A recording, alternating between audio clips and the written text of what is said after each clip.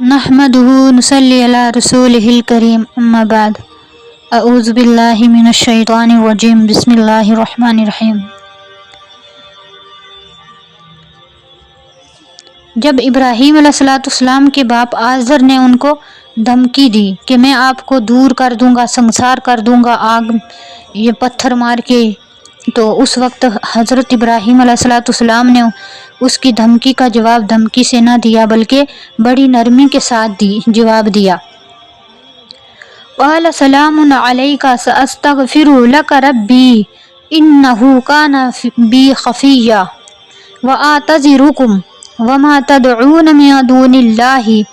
وادعو ربی عسى الا اکون بدعاء ربی شقیا۔